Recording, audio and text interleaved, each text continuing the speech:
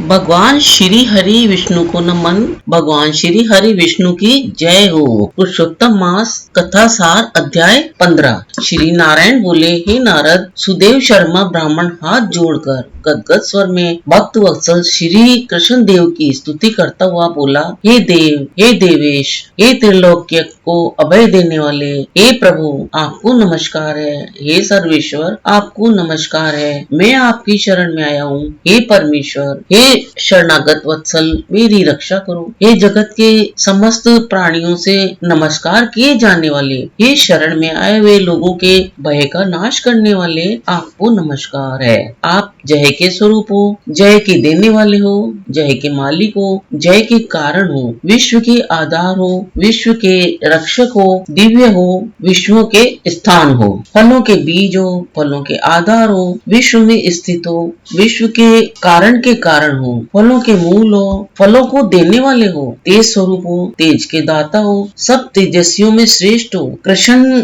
हृदय अंधकार के नाशक हो, विष्णु व्यापक हो, वासुदेव देवताओं के वास स्थान अथवा वासुदेव के पुत्र हो, दीन दयाल हो, ऐसे आपको मैं नमस्कार करता हूँ। हे जगत प्रभु, आपकी स्तुति करने में ब्रह्मादि देवता भी समर्थ नहीं है। हे जनार्दन, मैं तो अल्प बुद्धि वाला मंद मनुष्य हूँ, किस तरह स्तुति करने से समर्थ हो सकता हूँ। अत्यंत दुखी दीन अपने भक्त की आप कैसे उपेक्षा त्याग करते हो। हे प्रभु, क्या आज संसार में वह आपकी लोक बंधुता नष्ट नहीं हो जाएगी। वाल्मीकि ऋषि बोले, सुदेव शर्मा ब्राह्मण इस प्रकार भगवान विष्णु की स्तुति कर हरि के सामने खड़ा हो गया। हरि भगवान उसकी वचन सुनकर मेघ के समान गंभीर वचन से बोले, हे वत्स, तुमने जो तप किया है वो बहुत ही अच्छी तरह से किया है। हे महाप्राज्ञ, हे तपोधन, क्या चाहते हो सो मुझसे कहो। तुम्हारे तप से प्रसन्न मैं उस वर को तुम्हारे लिए दूंगा, क्योंकि आज के पहले ऐसा बड़ा भारी कर्म किसी ने भी नहीं किया है। सुदेव शर्मा बोले, हे नाथ, हे दीन बंधु, हे दयानिधे, यदि आप प्रसन्न हैं तो हे विष्णु,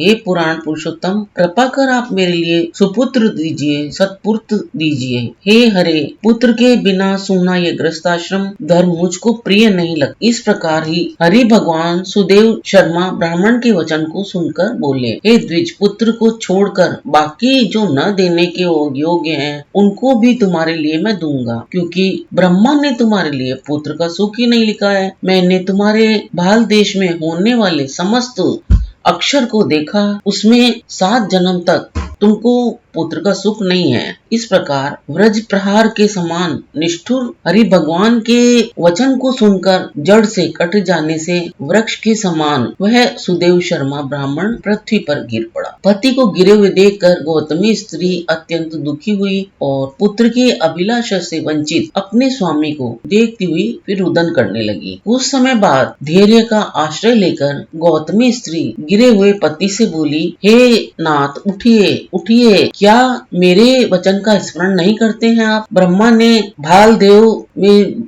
भाल देश में जो सुख दुख लिख दिया है वह मिलता है। ब्रह्मानाथ, क्या करेंगे। मनुष्य तो अपने किए कर्म का फल भोगता है। अभागे मनुष्य का उद्योग मरणासन पुरुष के उद्योग देने के समान है। उसका सब कुछ निष्फल हो जाता है। जिसका भाग्य प्रतिकूल है उसका किया हुआ सब उद्योग व्यर्थ होता है। समस्त वेदों में यज्ञ, दान, तप, सत्य, व्रत आदि की अपेक्षा हरि भगवान का सेवन श्रेष्ठ है, परंतु उसमें भी भाग्य बल श्रेष्ठ है। इसीलिए हे भूसुर, सर्वत्र में विश्वास को हटाकर उठिए और शीघ्र देव का ही आश्रय लीजिए। इसमें हरि का क्या काम है। इस प्रकार उस गौतमी ने अत्यंत शोक से युक्त वचन को सुनकर दुख से कांपते हुए गरुड़ जी विष्णु भगवान से बोले, हे हरे, शोक रूपी समुद्र में डूबी हुई ब्राह्मणी को और उसी तरह नेत्र में गिरते हुए अश्रु धारा से व्याकुल ब्राह्मण को देखकर, हे दीन बंधु, हे भक्तों के लिए अभय को देने वाले, हे प्रभु, भक्तों के दुख को नहीं सहने वाले, आपकी आज यह दया कहाँ चली गई। आपकी वह दया कहाँ चली गई है। अहो, आप वेद और ब्राह्मण की रक्षा करने वाले साक्षात विष्णु हो। इस समय आपका धर्म कहाँ गया। अपने भक्त को देने के लिए 4 प्रकार की मुक्ति आपके हाथ में ही स्थित कही गई है। अहो, फिर भी वे आपके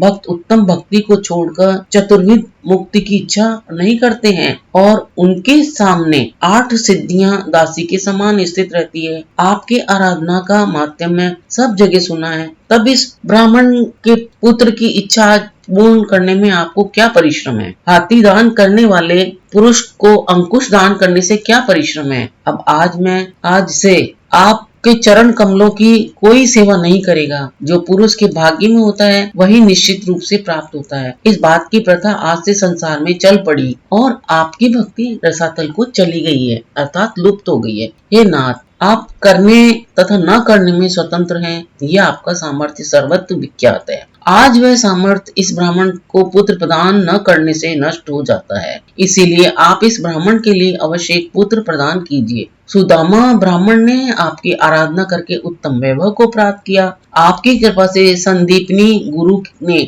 मृत पुत्र को प्राप्त किया। इन कारणों से पुत्र की लालसा करने वाले ये दोनों स्त्री पुरुष आपके शरण में आए हैं। श्री नारायण बोले, इस प्रकार विष्णु भगवान अमृत के समान गरुड़ के वचन को सुनकर गरुड़ जी से बोले, हे पक्षीवर, हे वेंतैया, इस ब्राह्मण को अभिलाषित एक पुत्र शीघ्र दीजिए। इस प्रकार अपने अनुकूल हरि भगवान के वचन को सुनकर गरुड़ जी ने अत्यंत प्रसन्नचित्त होकर उस पृथ्वी के देवता दुखित ब्राह्मण के लिए अनुरूप सुंदर पुत्र को जल्दी से दे दिया। तो ये था पुरुषोत्तम मास माध्यम कथा अध्याय 15 का सार। आगामी जो मेरा वीडियो है वो पुरुषोत्तम मास कथा अध्याय 16 का होगा। वो आप अवश्य देखिए और इसका पुण्य लाभ लीजिए। श्री भगवान हरि विष्णु की जय हो।